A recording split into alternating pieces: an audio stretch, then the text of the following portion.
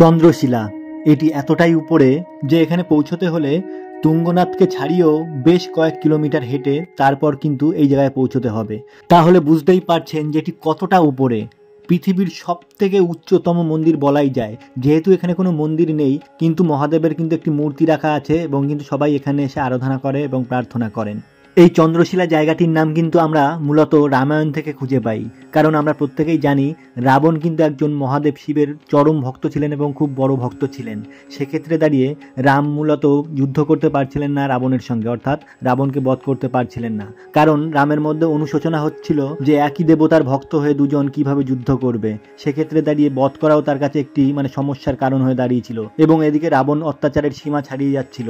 সেক্ষেত্রে দাঁড়িয়ে রামকে যুদ্ধ করতেই হতো। সেই জন্য ভগবান শিবের কাছে সে প্রার্থনা করে এবং তপস্যা করেন যে সে যেন রাবণকে বধ করার অনুমতি পায়। এই জন্যই কিন্তু মূলত এই চন্দ্রশিলা এসে ভগবান রামচন্দ্র কিন্তু এখানে তপস্যা করেছিলেন এবং তারপর থেকেই কিন্তু মানুষ এই জায়গাটিকে চিহ্নিত করে এবং চেনে। তো এখন বলবো যে এখানে পৌঁছলাম কি করে। তো এখানে বলে রাখি, আপনি ভগবান মহাদেবের কৃপায় কেদারনাথ তো ঠিক পৌঁছে যাবেন, কিন্তু তার থেকেও কিন্তু দুর্গম জায়গা এই জায়গাটি, অর্থাৎ চন্দ্রশিলা। এখানে পৌঁছতে গেলে আপনার ভাগ্যের সাথ তো অবশ্যই চাই, তার সাথে সাথে কিন্তু ভগবান শিবেরও আশীর্বাদ চাই, নাহলে আপনি এখানে পৌঁছতে পারবেন না। তো এখানে পৌঁছলাম কি করে সেটাই কিন্তু এখন মূলত দেখাচ্ছি। এর আগে যারা আপনারা আমাদের তুঙ্গনাথ যাওয়ার ভিডিওটি দেখেছেন তারা নিশ্চয়ই জানেন আমরা তুঙ্গনাথ কিভাবে ট্রেকিং করে এসে তুঙ্গনাথ মন্দিরে পৌঁছেছিলাম। আর যারা দেখেনি তাদের জন্য অবশ্যই ডেসক্রিপশনে লিঙ্ক দিয়ে দেবো, আপনারা অবশ্যই দেখে নেবেন, তাহলে বুঝতে সুবিধা হবে আমরা কিভাবে এই তুঙ্গনাথ পৌঁছেছিলাম এবং এখান থেকে কিভাবে আমরা যাত্রা করে চন্দ্রশিলা পৌঁছবো। দেখুন, তুঙ্গনাথ থেকে চন্দ্রশিলার দূরত্ব মাত্র 1 থেকে 1.5 কিলোমিটার, কিন্তু এই যে 1 থেকে 1.5 কিলোমিটার এইটুকু পৌঁছতে আপনার মনে হবে যেন আপনি 10 কিলোমিটার পা চালালেন বা পা হাঁটলেন। এত খাড়াই রাস্তা এবং এত উঁচু নিচু পাহাড়ি রাস্তা, পাথরের রাস্তা, আপনার প্রত্যেকটা পদক্ষেপে কিন্তু আপনার মনে হবে যেন এই বুঝি আমার বিপদ ঘটে গেল, এই বুঝি আমি পড়ে গেলাম এখান থেকে। এতটাই দুর্গম রাস্তা, কিন্তু ভগবান শিবকে যদি আপনি স্মরণ করতে করতে এবং ডাকতে ডাকতে যদি আপনি পা চালান এবং হাঁটতে থাকেন তাহলে নিশ্চয়ই আলবাত সেখানে পৌঁছে যাবেন, এটুকু গ্যারান্টি দিয়ে বলতেই পারি। কিন্তু একটা কথা মাথায় রাখবেন, এই তুঙ্গনাথ থেকে চন্দ্রশিলার দূরত্ব যেহেতু 1 থেকে 1.5 কিলোমিটার, কিন্তু তার এই নয় যে খুব কাছাকাছি আমরা পৌঁছে গেছি বা খুব কাছাকাছি এর ডিস্টেন্স।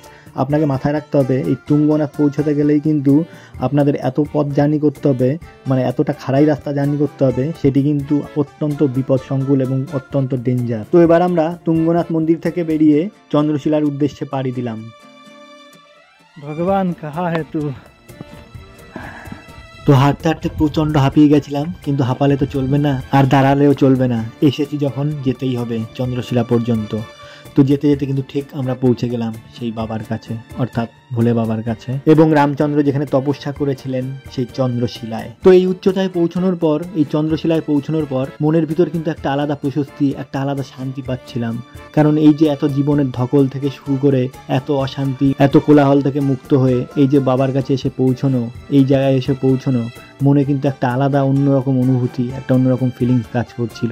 সত্যি কথা বলতে এই জায়গায় পৌঁছানোর পরে কিন্তু আপনাদের যে কারো চোখে কিন্তু জল আসতে বাধ্য, কারণ আপনারা মনে করবেন যে সত্যিকারের যদি জান্নাত বলে কিছু থেকে থাকে, সত্যিকারের স্বর্গ বলে যদি কিছু থেকে থাকে, তাহলে কিন্তু এটাই। এর থেকে সুন্দর স্বর্গ বলে কিন্তু সারা বিশ্ব ব্রহ্মাণ্ডে কোথাও কিছু নেই। আর এই যে আমাদের 4 পার্টনার, আমার সঙ্গে রাহুল, মিঠুদা এবং বিউটি বৌদি, এই 4 জন মিলেই কিন্তু খুব সুন্দরভাবে, খুব কষ্ট করে এই জায়গায় আমরা পৌঁছেছি, অর্থাৎ চন্দ্রশিলায় পৌঁছেছি। সত্যি এতটা কষ্টের পরেও কিন্তু আমাদের যে কোনো রকম কোনো বিপদের মুখে পড়তে হয়নি। এই জন্য কিন্তু ভগবানের কাছে চিরকৃতজ্ঞ থাকবো সারা জীবন। তো মন্দির দর্শন করে, চন্দ্রশিলা দর্শন করে এবার কিন্তু আমরা এই পেছন দিকে একটু যাব। তো দেখতেই পাচ্ছেন চারিদিকে কতটা সুন্দর, এতটা সুন্দর করে যে পৃথিবী আদৌ হতে পারে সেটি এখানে না আসলে কিন্তু বোঝা যাবে না। তো আমরা যখন এই সময় গেছিলাম সেই সময় কিন্তু কোনো বরফ ছিল না, অর্থাৎ বরফ পড়ছিল না।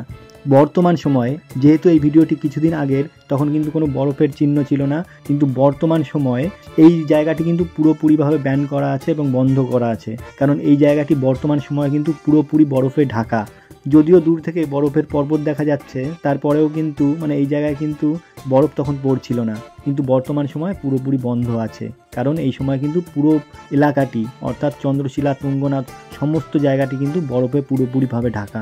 এই জন্য কিন্তু এখন বর্তমান সময় বন্ধ। তো আপনারাও যারা এই চন্দ্রশিলা এবং তুঙ্গনাথ যেতে চান তাহলে কিন্তু এখন থেকেই পয়সা জমানো শুরু করে দিন। তো এখন যেহেতু যাওয়া যাচ্ছে না, আগামী বছর মার্চ এপ্রিলের দিকে আবার এই মন্দির খুলে যাবে, তুঙ্গনাথ এবং চন্দ্রশিলা। যারা আপনারা যেতে চান তো রেডি হয়ে থাকুন, আমার পক্ষ থেকে আপনাদের জন্য অবশ্যই শুভকামনা রইল। তো আর ভিডিওটি বড় করবো না, ভিডিওটি এখানে শেষ করবো। আমার এই ভিডিওটি যদি ভালো লাগে অবশ্যই লাইক, কমেন্ট এবং শেয়ার করবেন এবং অবশ্যই সাবস্ক্রাইব করবেন। ধন্যবাদ, ভালো থাকবেন।